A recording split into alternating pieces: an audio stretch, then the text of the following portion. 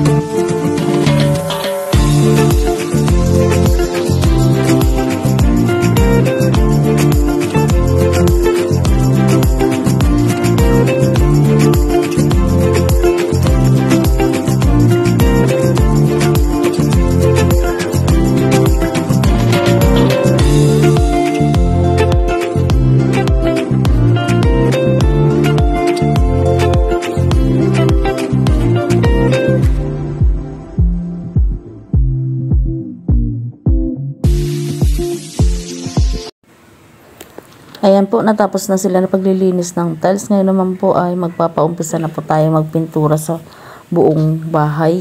Para papuputian lang po natin yan.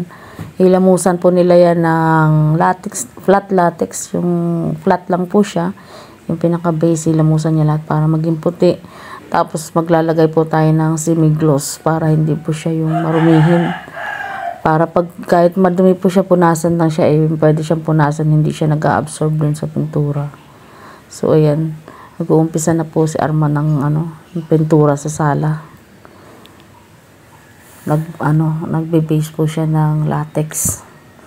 Kasi ang pangit po ng bahay kapag kaganyan po ang kulay, iba-ibang kulay yung bahay, parang ang dumitingnan. Kaya nag-decide po kami na iputi na lang po siya lahat. Gawin na lang po natin puti lahat yan. Depende na po yan sa gustong baguhin ng titira. Basta ang importante po, pag bago sila umalis ng bahay, kung ayaw na nila dyan tumira, ay babalik nila sa dating kulay na puti. Para kung may susunod man pong gagamit, at kung anong gustong kulay nilang ilalagay, bahala na po sila magkukulay. Basta importante, lagi lang pong maibabalik sa kulay puti yung bahay para malinis tingnan. So yan po, samahan niyo po kami sa aming pagpipintura. Nag-umpisa na po kami magpintura ngayong araw din. Sana matapos na natin ito ng mabilis kasi para makalipat na po yung titira. Dahil ang titira po dyan ay binabaha po sila sa Pasig. Kung naalala po natin yung bagyo na lumubog na naman po ang Pasig at ang Marikina. Kaya ang titira po dyan ay mananggaling po sila sa Pasig. Dahil nga po lumubog na naman ang Pasig nung kasagsagan ng bagyo. Talaga pong napakahirap pag nasa Pasig o kaya Marikina po dahil talagang pag tuwing may bagyo, talaga pong lumulubog po ang mga bahay doon halos sa baha. So yan, samahan niyo po kami sa aming pagpipintura. Ayan, thank you po.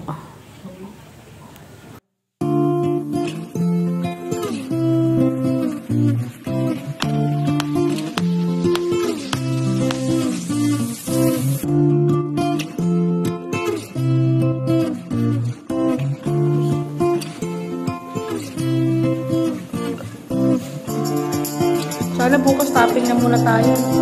Ay, waterproofing muna. Gawin ko na ngayon mamaya.